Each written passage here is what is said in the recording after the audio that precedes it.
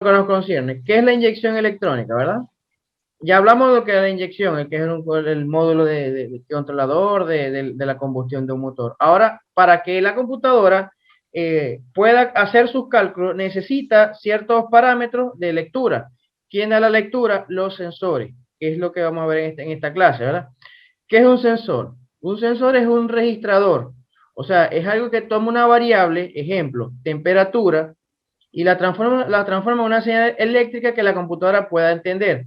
Ejemplo, en un sensor de temperatura de aire, volvemos al de temperatura de aire, el voltaje de referencia de una computadora normalmente para los sensores, para la mayoría de los sensores es de 5 voltios.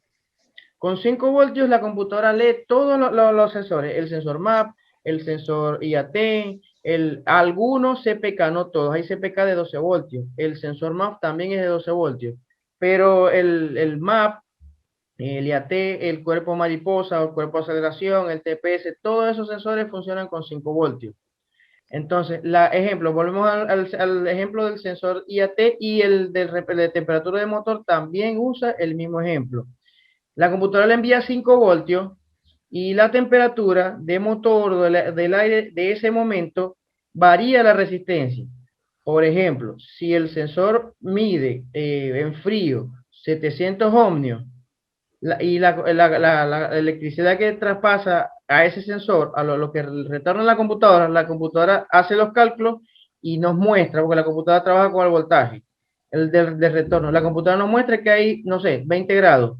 Cuando arrancamos el motor, esa resistencia empieza a subir y empieza de 700, 800, 900, y el voltaje va variando también. Si el retorno eran 4, empieza a variar 3, 2, 1. La computadora sabe que el motor se está calentando o el aire que está pasando a través del sensor IAT está aumentando de temperatura, también es aire, está entrando aire más caliente. Entonces hace las conversiones y a través del escáner nos lo muestra como una variable que entendemos y comprendemos. Por ejemplo, eh, estaba a 20 grados, ya el motor está a 50, está a 60, está a 70. Eso es lo que registran los sensores.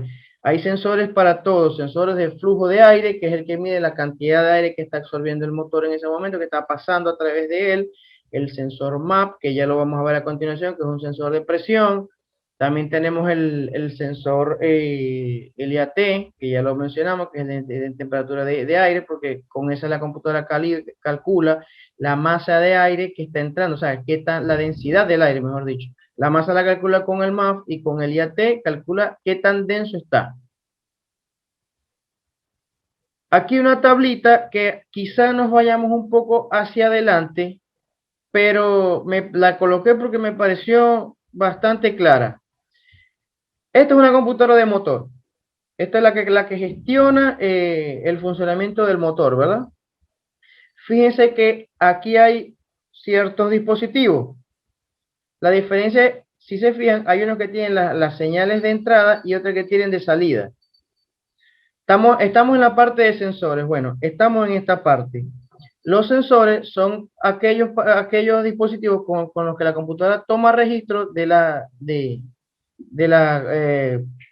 por ejemplo, temperatura del motor, de cómo está, tantas vueltas está dando el motor, cuál es la presión del múltiple. Todas esas señales van de entrada.